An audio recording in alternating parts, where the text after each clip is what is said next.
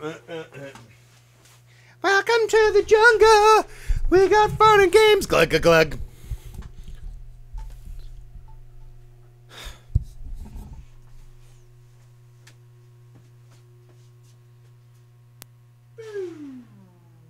Come on.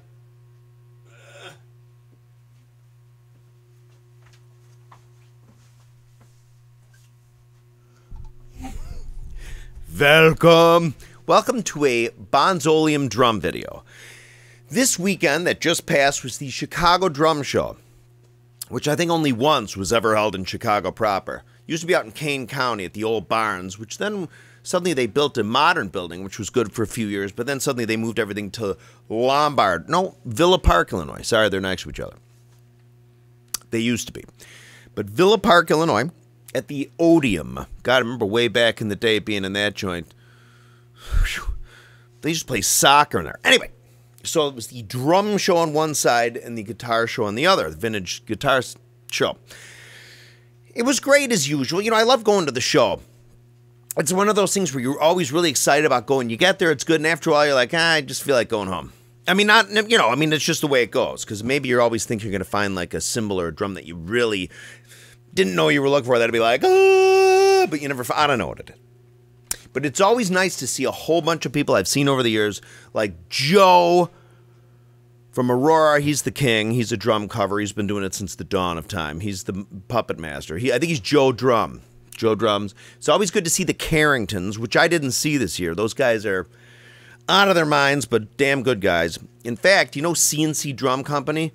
The Carringtons, Dave, I think, or Doug.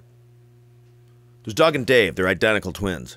They're not really identical anymore, but one of them was Carrington. So it was Cardwell and Carrington, or Carrington and Cardwell. But then Carrington left or was bought up by Cardwell, but then I think Cardwell might have sold the business to the current CNC drum makers. Not to be confused with the CNC drum key that I have around here somewhere. You know, I don't know what the hell's the matter with me, which was made by another CNC. As far as I know. Well, yeah, it must have been, because it predates the Cardwell and Carrington. Anyway, so the Chicago Drum Show, I saw the Drugan brothers were out there, Brian and Johnny. George and I went out there. Peisty Bob was out there. A fella I know, Joey, came out from New York. He's a Bonzoleum fan. He came out and he actually videoed a lot of the show I played on Friday. I played that show at the restaurant.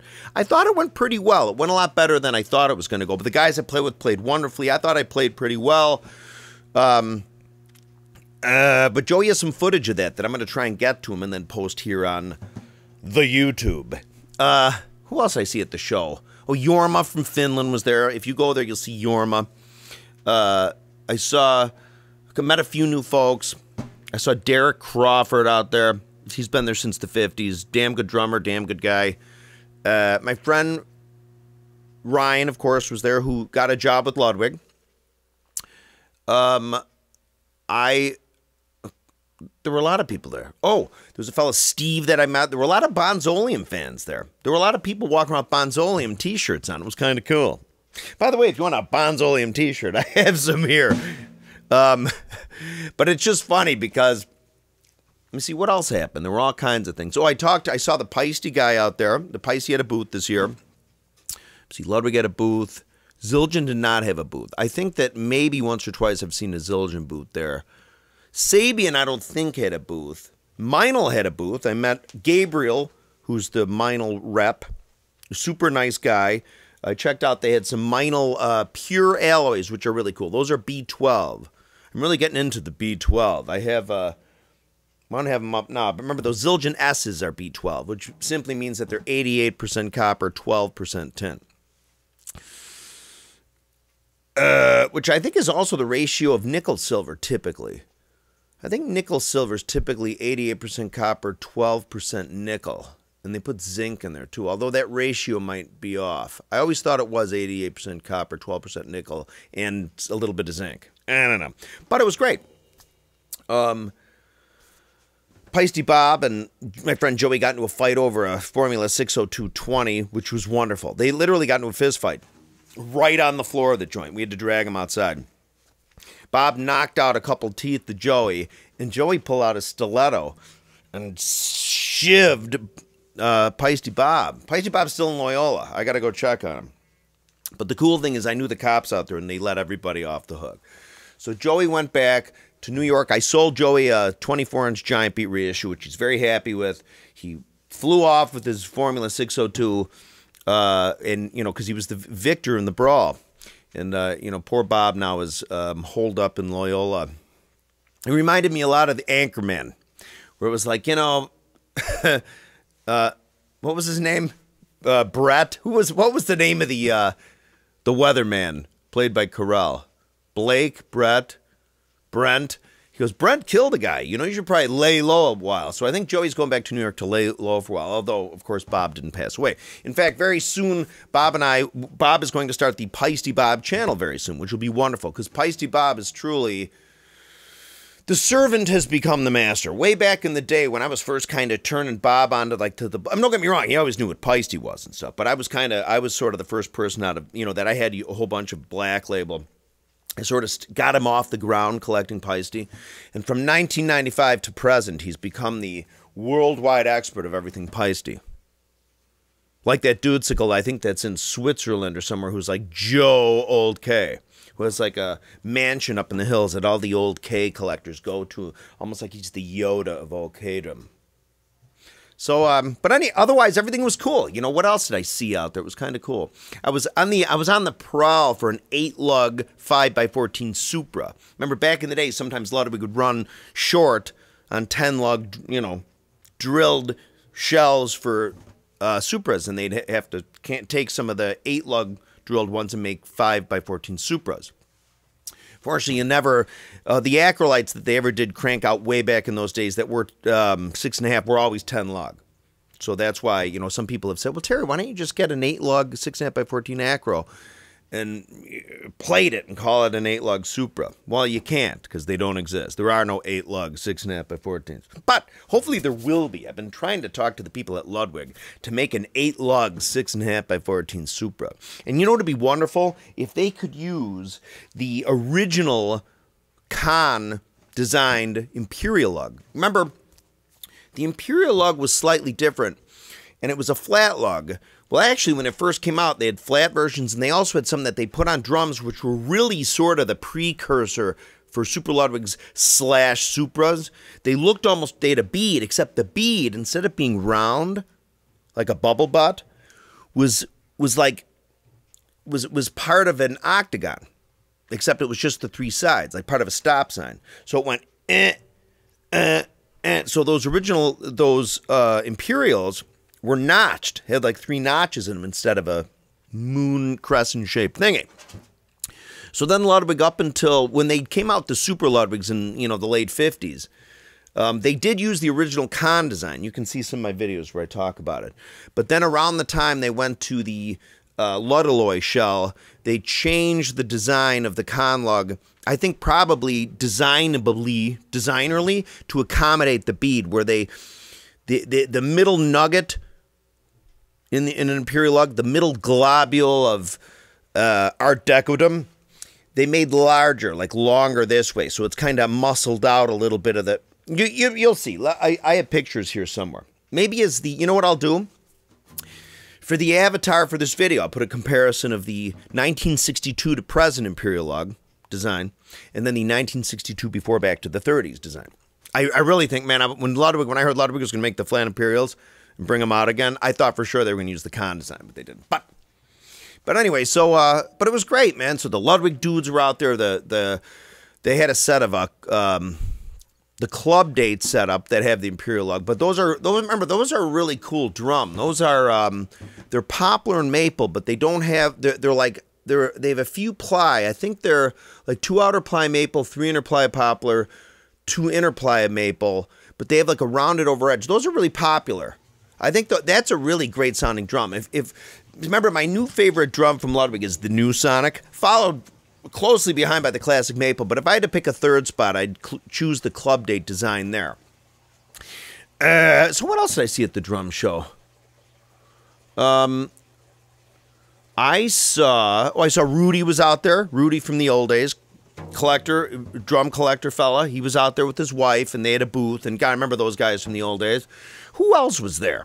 There were a lot of new, like, manufacturers. You know, there's a lot of... Remember, it's the Vintage and Custom Show. One thing that I'm surprised about, though, is really even yesterday, even to this morning, I haven't really seen any videos here on YouTube that say, like, 2019 Chicago Drum Show that show footage of the drum show.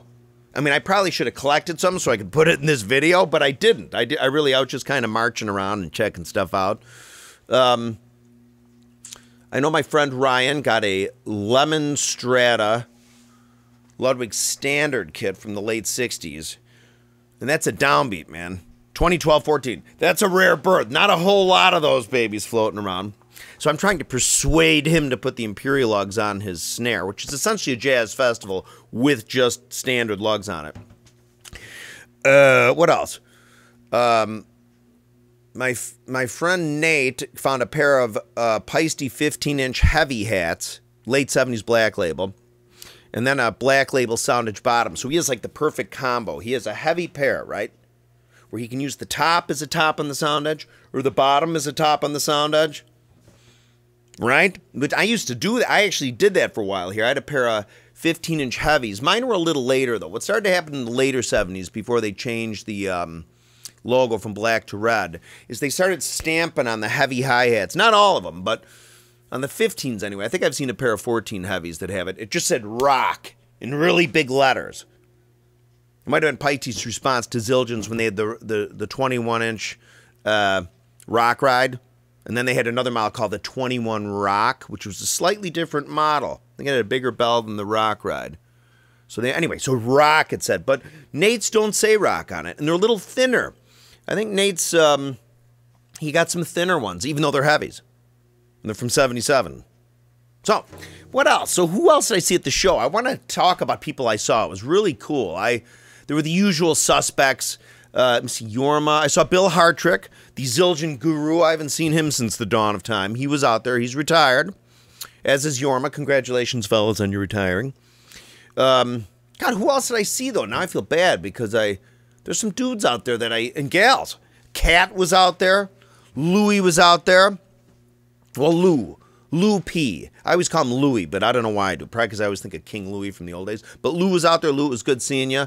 Randy Rainwater was out there. Randy Rainwater, the Ludwig drum collector of the decade, who I got to make a video out at his house. He has a house that was built like in 1500, and it was expanded a whole bunch of times. He's up near Rockford, and the basement looks just like the Silence of the Lambs, where Dude Sickle with those things is going to, put the lotion in the basket, fella. But his basement looks just like that, and it's chock full of drums.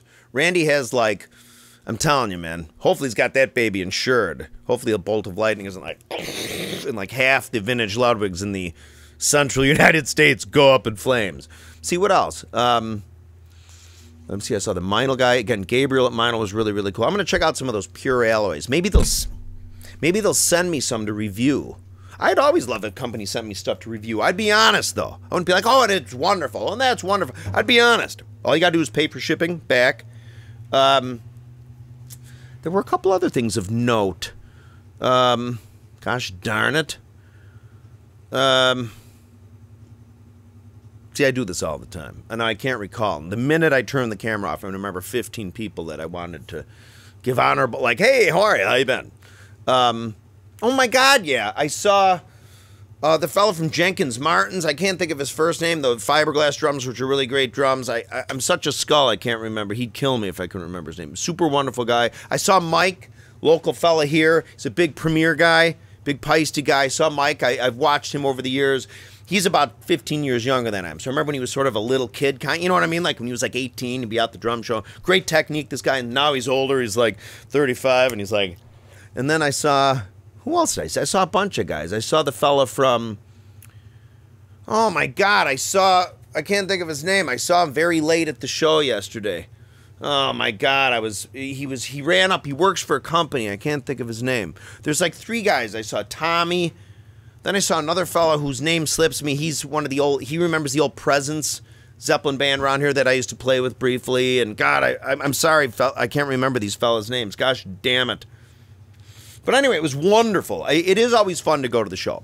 Maybe next year, George and I might get a table. What if we get a booth? About 3 times in the past, I got a booth. 3 or 4 times in the past 24 years. I did get a booth, but it's always a hassle because you always have to man the booth. But we might get a booth next year. Maybe we'll sell, like, PFOZ Bonzoleum merchandise.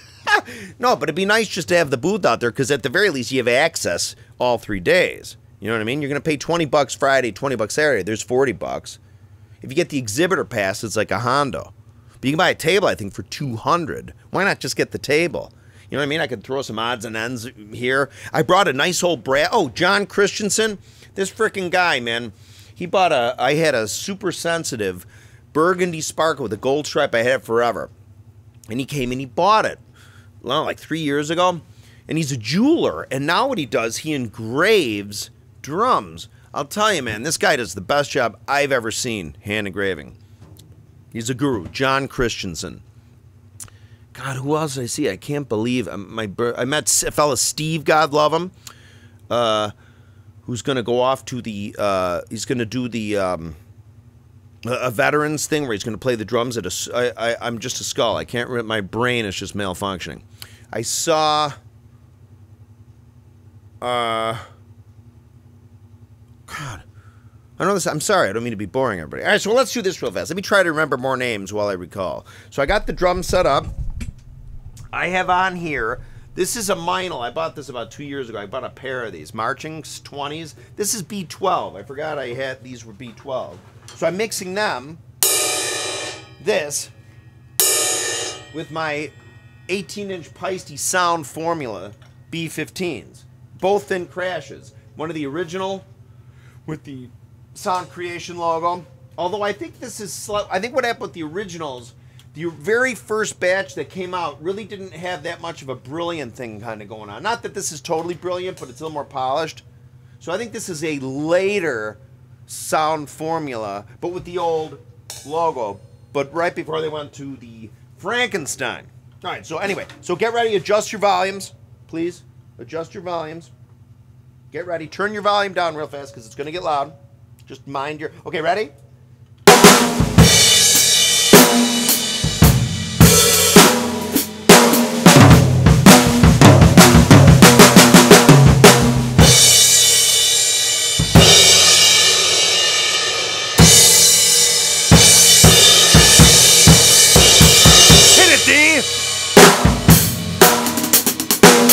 Oh my God, and I have my Zildjian SB12 thin crash as the top over my Peisty reissued giant beat bottom.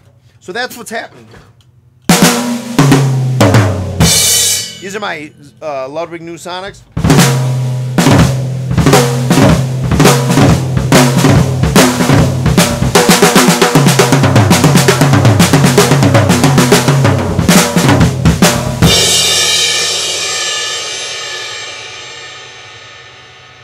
That's not a bad crash.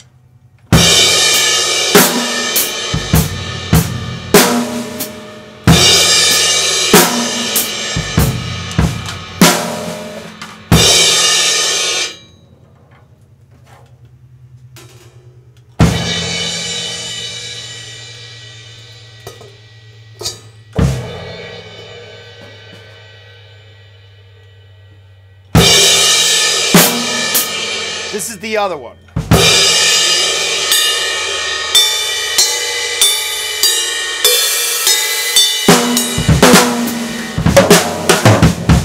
No, so the drum show was great. I just, you know, I feel like a rat though because there's a bunch of folks that I see out there every year and I'm just a skull. Carlos I saw. Tommy I saw. I just don't remember their last names. I saw, just the Drugans I saw.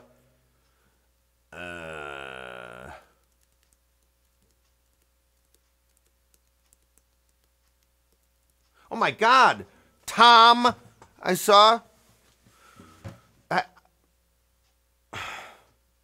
Tom, I always want to say Tom Nolan, but it's not Tom Nolan. It's Tom Brogan. I saw Tom I haven't seen him for a billion years. Wonderful guy. I've known him a long time. I should have thought of him first. Who else did I see out there? Just a lot of, it's pretty cool if you ever make it to a drum show. Just go and check it out. There's a lot of cool stuff. You actually can get stuff not as expensive as you think. You'll get pretty good deals. Like there were a few, like there was a Ludwig kit. There was a Black Diamond 12, 13, 14, 15, or maybe a 13, 14, 15, 16 concert tom that had a 24-inch by 14 bass drum, which was really nice for like 400 clamaroos. So my friend Ryan got the Lemon Strata Standard downbeat. What else? What else happened? But there was the drum show's always really cool. I mean, it's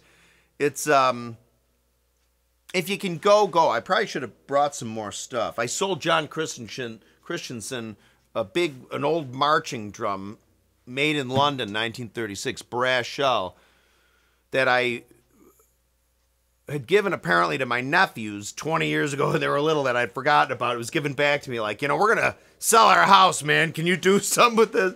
So I sold it to John for a pretty good price, and he'll probably find out the thing was played by Prince Charles when he was little and is worth $10 trillion. But anyway, so that's it. I'm just hanging out.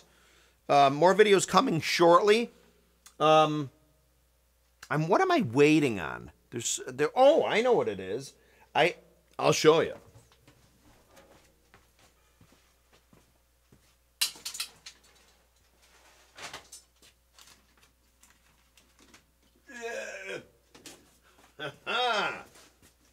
This is a Ludwig standard shell. Remember, this is aluminum. This is essentially a superphonic or acrolite.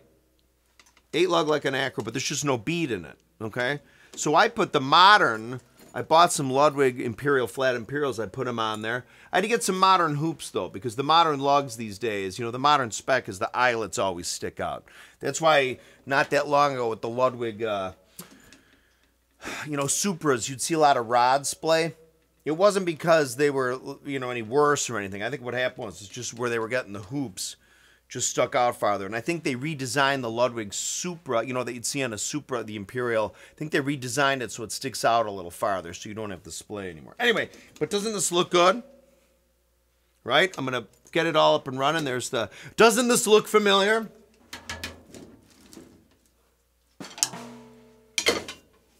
Ooh, isn't that nice?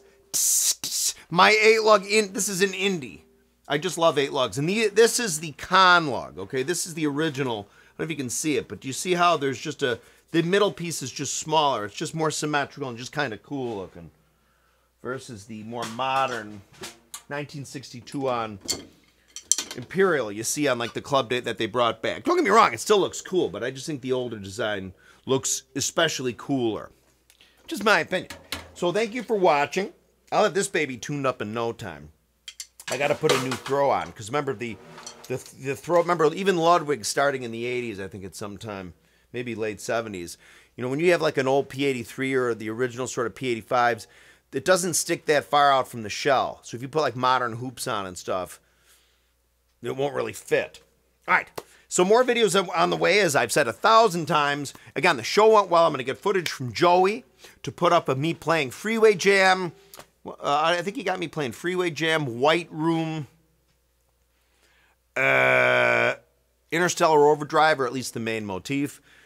I hope everyone's doing well. Remember, more videos on the way. Please subscribe down there on the purple button if you haven't. Remember, you got to check out PFOZ, People's Front of Zeppelin. They're kicking its butt, as is George on Bonzology.